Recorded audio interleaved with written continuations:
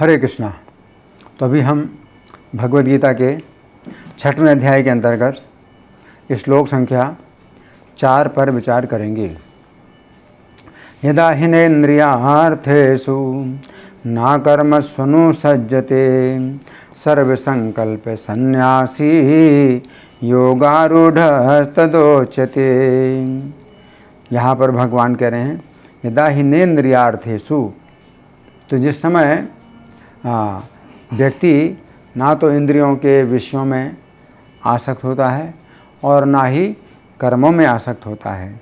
सर्व संकल्प सन्यासी, तो समस्त इंद्रिय तृप्ति की कामनाओं का त्याग करने वाला जो सन्यासी है वो योगारूढ़ तदोच्यते, वो योगारूढ़ कहा जाता है।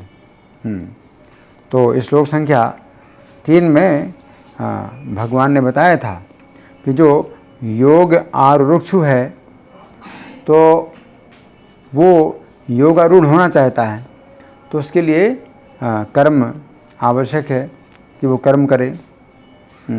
और जो योगारूढ़ हो जाता है तो उसके लिए आवश्यक है कि वो कर्म बंद करे, है ना।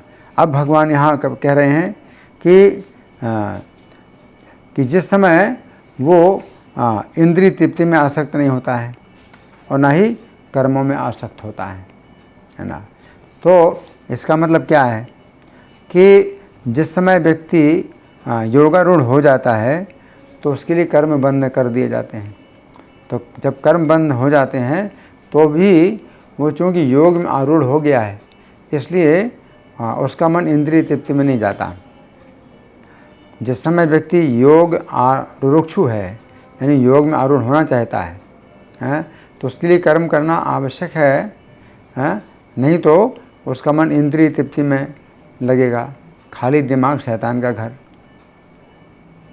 लेकिन जब योगारूढ़ हो जाता है तो फिर उसका मन जो है इंद्रिय तृप्ति में नहीं लगता, वो कर्म छोड़ देगा तो भी इंद्रिय तृप्ति में नहीं लगेगा, क्योंकि वो कृष्ण का फिर चिंतन करने लगता है।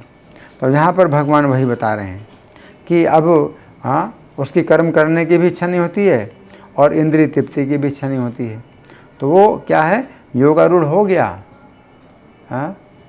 तो ये जो है ऐसी स्थिति में कोई व्यक्ति ना तो कर्म ही करता है, कर्म करने की भी इच्छा नहीं होती उसकी, और इंद्रिय तृप्ति की भी इच्छा नहीं होती, क्योंकि उसका जो रुचि, उसकी जो रुचि है वो कहाँ हो गई है, श्री कृष्ण का चिंतन करने में रुचि हो गई है। अब हम सुनेंगे प्रभुपाद तात्पर्य में क्या लिखते हैं। श्रील प्रभुपाद की जय।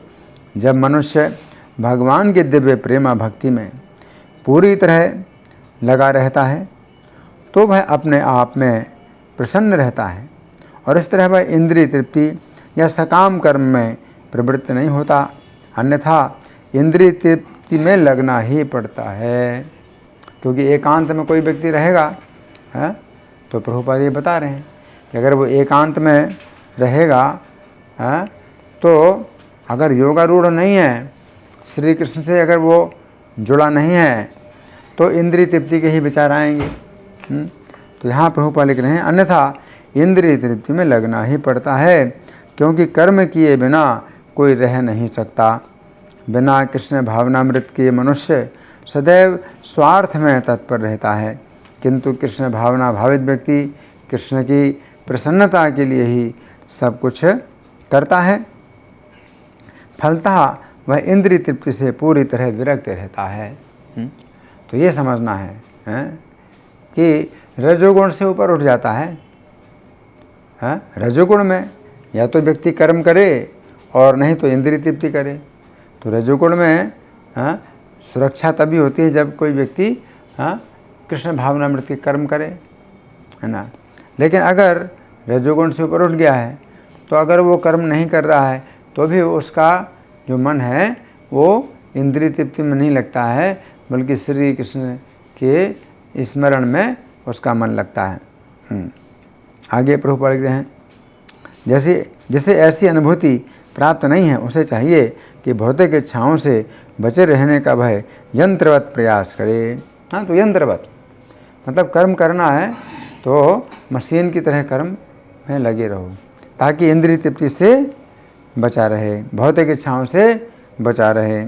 तो आगे प्रभुपाद लिखते हैं, तभी वह योग की सीढ़ी से ऊपर पहुंच सकता है। तो यहाँ प्रभुपाद का तात्पर्य समाप्त हुआ। अब हम सुनेंगे इस श्लोक की व्याख्या श्री भगवान ने कहा में किस प्रकार हुई है। पिछले श्लोक में श्री कृष्ण ने कहा था कि जो व्यक्ति योगारूढ़ हो जाता है उसके लिए समस्त भौतिक कार्यकलापों का त्याग ही साधन कहलाता है। उस समय अर्जुन के मन में प्रश्न उठा कि जिस समय व्यक्ति योगारूढ़ हो जाता है उस समय उस व्यक्ति की स्थिति कैसी होती है। अंतर्यामी होने के कारण श्री कृष्ण अर्जुन के प्रश्न को समझ गए। अतः उन्होंने इस श्लोक में बताया है कि व्यक्ति जिस समय इंद्रिय तृप्ति के विचारों से पूर्णतया मुक्त हो जाता है उस समय वह योगारूढ़ कहा जाता है। इस श्लोक की प्रथम पंक्ति में श्री कृष्ण कह रहे हैं, यदा ही न इंद्रिय अर्थेषु न कर्मसु अनुसज्जते, अर्थात व्यक्ति जिस समय ना तो इंद्रिय तृप्ति में और ना ही वैदिक कर्मों में आसक्त होता है। तो यहाँ पर बात समाप्त नहीं हो रही है। यहाँ पर प्रश्न उठता है कि यदि व्यक्ति ऐसी स्थिति में है तो क्या होता है। इस प्रश्न के उत्तर में श्री कृष्ण कह रहे हैं कि वह व्यक्ति योगारूढ़ कहलाता है। तो पिछले श्लोक में श्री कृष्ण ने कहा था कि सामान्य व्यक्ति से ऊपर योगारूढ़ होता है तथा योगारूढ़ से ऊपर योगारूढ़ होता है। सामान्य व्यक्ति की जो स्थिति होती है वो इंद्रिय तृप्ति का धरातल है। अब यदि व्यक्ति इंद्रिय तृप्ति के धरातल से ऊपर उठना चाहता है तो उसे वैदिक आदेशों के अनुसार कर्म करना चाहिए। इस प्रकार व्यक्ति कर्म के धरातल पर आता है जो इंद्रिय तृप्ति के धरातल से ऊपर है, परंतु फिर भी ये आध्यात्मिक धरातल नहीं है। इस अवस्था में व्यक्ति योगारूढ़ कहलाता है। इस अवस्था में व्यक्ति योग रूपी नौका में बैठने के योग्य हो जाता है। इस अवस्था में व्यक्ति जीवन का असली लक्ष्य समझकर संसार के जन्म मृत्यु के बंधन से छूटना चाहता है। इसी कारण उसे योग आरूढ़ कहा जाता है, अर्थात ऐसा व्यक्ति जो इस जन्म मृत्यु के सागर को पार करने के लिए योग रूपी नौका में बैठने का इच्छुक है। अब जिस समय वह योग रूपी नौका में बैठ चुका है अर्थात योगारूढ़ हो चुका है, उस समय उसे वैदिक कर्म भी छोड़ने होते हैं जिनके द्वारा उसे अगले जीवन में इंद्रियों के भोग प्राप्त होंगे। तो यहाँ पर श्री कृष्ण कह रहे हैं कि इस अवस्था में वह ना तो इंद्रिय तृप्ति में आसक्त होता है और ना ही उन कर्मों में आसक्त होता है जिनके द्वारा उसे अगले जीवन में इंद्रियों के भोग प्राप्त होंगे। गीता 2:52 के तात्पर्य में श्रील प्रभुपाद लिखते हैं, भगवत भक्तों के जीवन में ऐसे अनेक उदाहरण प्राप्त हैं जिन्हें भगवत भक्ति के कारण वैदिक कर्मकांड से विरक्ति हो गई। जब मनुष्य श्री कृष्ण को तथा उनके साथ अपने संबंध को वास्तविक रूप में समझ लेता है तो वह सकाम कर्मों के अनुष्ठानों के प्रति पूर्णतया उदासीन हो जाता है, भले वह अनुभवी ब्राह्मण ही क्यों ना हो। वैदिक रस्में तथा अनुष्ठान यथा त्रिकाल संध्या, प्रातःकालीन स्नान, पितृतर्पण आदि नवदीक्षितों के लिए अनिवार्य हैं, किंतु जब कोई पूर्णतया कृष्ण भावना भावित हो और श्री कृष्ण की दिव्य प्रेमा भक्ति में लगा हो तो वह इन विधि विधानों के प्रति उदासीन हो जाता है, क्योंकि उसे पहले से ही सिद्धि प्राप्त हो चुकी होती है। यदि कोई परमेश्वर श्री कृष्ण की सेवा करके ज्ञान को प्राप्त होता है तो उसे शास्त्रों में वर्णित विभिन्न प्रकार की तपस्याएं तथा यज्ञ करने की आवश्यकता नहीं रह जाती। इसी प्रकार जो यह नहीं समझता कि वेदों का उद्देश्य श्री कृष्ण तक पहुंचना है और अपने आप को अनुष्ठान आदि में व्यस्त रखता है, वह केवल अपना समय नष्ट करता है इति। तो सामान्य व्यक्ति तो इंद्रिय तृप्ति को ही जीवन का लक्ष्य मानता है, उसे विकर्मी कहते हैं। विकर्म का अर्थ है पाप कर्म जो शास्त्रों के विपरीत है। चूँकि व्यक्ति का ज्ञान काम शत्रु के द्वारा ढक जाता है, अतः वो यह जानते हुए भी कि इस पाप कर्म के कारण उससे अगले जीवन में कठोर दंड प्राप्त होगा, पाप करता है। इंद्रिय तृप्ति की इच्छा अर्थात काम शत्रु व्यक्ति के उस ज्ञान को ढक देता है जिसके द्वारा वह जानता है कि उसे कठोर दंड प्राप्त होगा। तो यहाँ पर श्री कृष्ण कह रहे हैं कि योगारूढ़ पुरुष इंद्रिय तृप्ति में आसक्त नहीं होता है। जो व्यक्ति सामान्य व्यक्ति के धरातल से ऊपर उठता है वह सोचता है कि मैं इंद्रिय तृप्ति के लिए ऐसे कर्म करूं जिनके कारण मुझे अगले जीवन में कठोर दंड प्राप्त होगा। अच्छा, हाँ क्षमा करें, वो सोचता है कि मैं इंद्रिय तृप्ति के लिए ऐसे कर्म क्यों करूं। वो सोचता है कि मैं इंद्रिय तृप्ति के लिए ऐसे कर्म क्यों करूं जिनके कारण मुझे अगले जीवन में कठोर दंड प्राप्त होगा। फिर वो विचार करता है कि वेदों में कुछ ऐसे भी कर्म बताए गए हैं जिनको करने से मुझे अगले जीवन में कठोर दंड ना प्राप्त होकर इंद्रियों के भोग प्राप्त होंगे, उसे कर्मी कहते हैं। अब ऐसे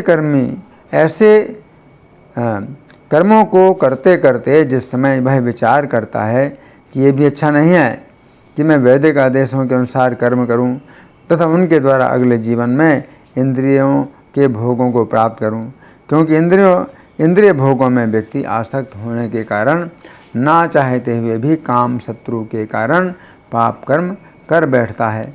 अतः अच्छा तो यही होगा कि मैं बार बार जन्म तथा मृत्यु के चक्र से छूटूं।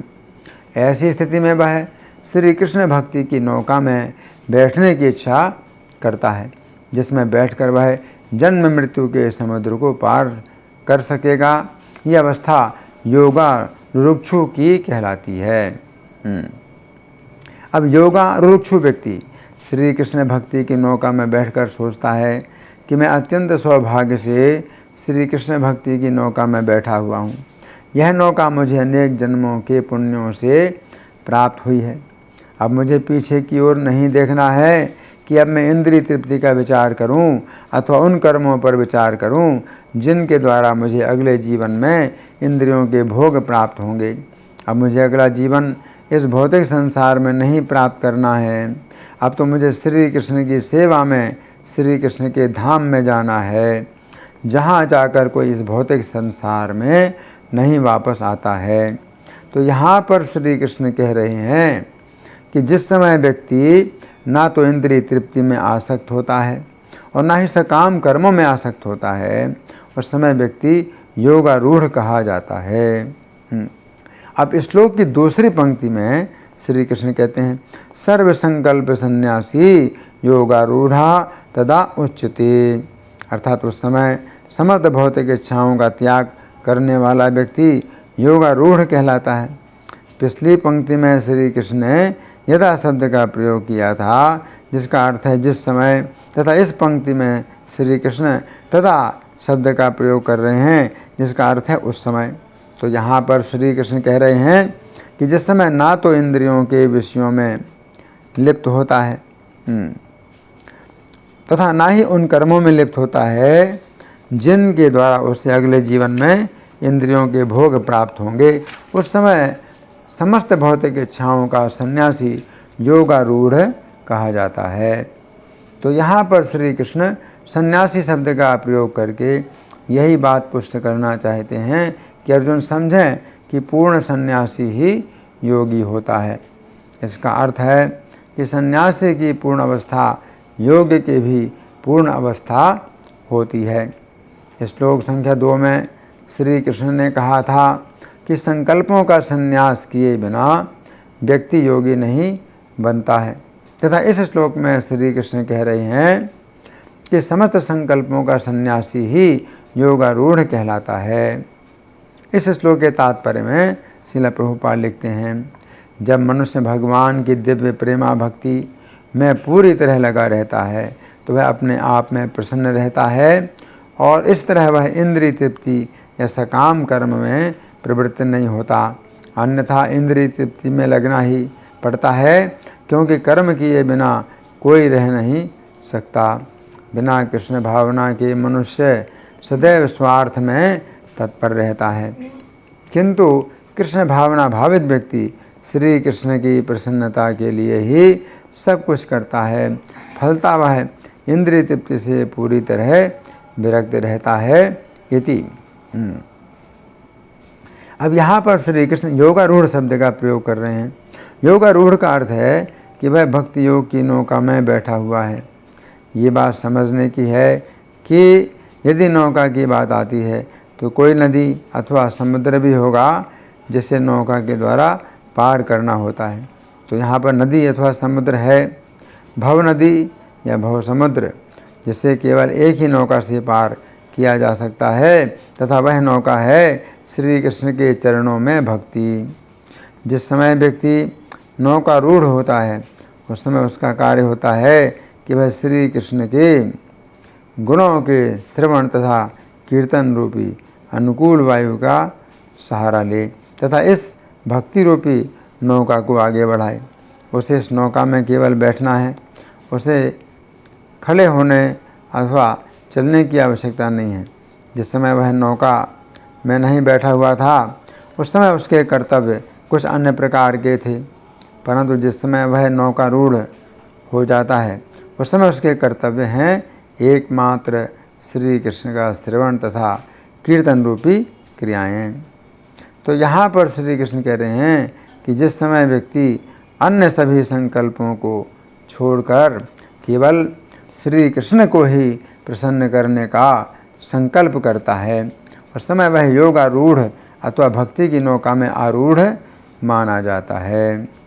इस श्लोक के बंगाली पद्यानुवाद में श्रील प्रभुपाद लिखते हैं, इंद्रियार्थ यदा कर्म आचरित नय सर्व संकल्पो शून्य सन्यासी से है योगारूढ़ से अवस्था शास्त्रीय निर्णय से अवस्था मुक्त पथ करह आश्रय। तो यहाँ पर श्री कृष्ण अर्जुन से कह रहे हैं से अवस्था मुक्त पथ करह आश्रय, अर्थात हे अर्जुन योगारूढ़ अवस्था का आश्रय लो क्योंकि यही मुक्त पुरुषों का पथ है। इस प्रकार तो मुझे प्रसन्न करने का संकल्प लेकर युद्ध करो। तो यहाँ पर भगवान कह रहे हैं यदा हिनेन्द्रियार्थेषु न कर्मसु अनुसज्जते। यदा, यदा का मतलब है जिस समय, और फिर दूसरी पंक्ति में भगवान कह रहे हैं सर्व संकल्प सन्यासी योगारूढ़ तदोच्यते।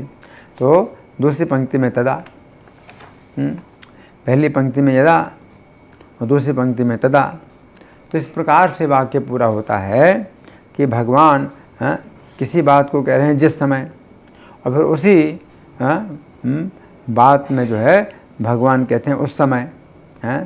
तो भगवान क्या कह रहे हैं जिस समय व्यक्ति ना तो इंद्रिय के विषयों में आसक्त होता है और ना कर्मों में आसक्त होता है। अब दूसरी पंक्ति में भगवान कह रहे हैं उस समय, उससे क्या कहा जाता है सर्व संकल्प सन्यासी।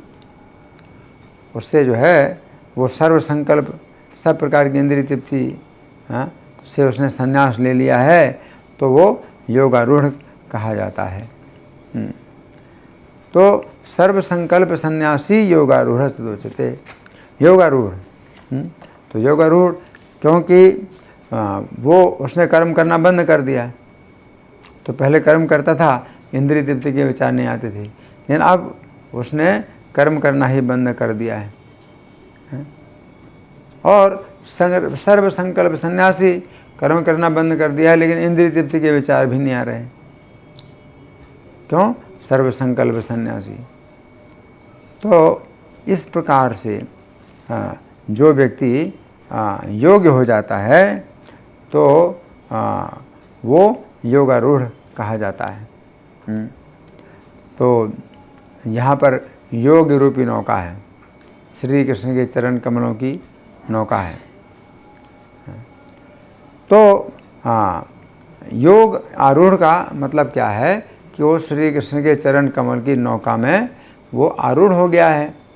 और श्री कृष्ण के चरण कमल ही जो है ऐसी नौका हैं जो कि भवसागर से व्यक्ति को पार करा देती हैं। तो श्री कृष्ण के चरण कमल की नौका में जो आरूढ़ हो जाए तो फिर उसके लिए भवसागर को पार करना बहुत आसान हो जाता है। लेकिन उस समय उसका जो मन है वो ना तो कर्मों में लगता है और ना विषय भोगों में लगता है। धन्यवाद। हरे कृष्णा।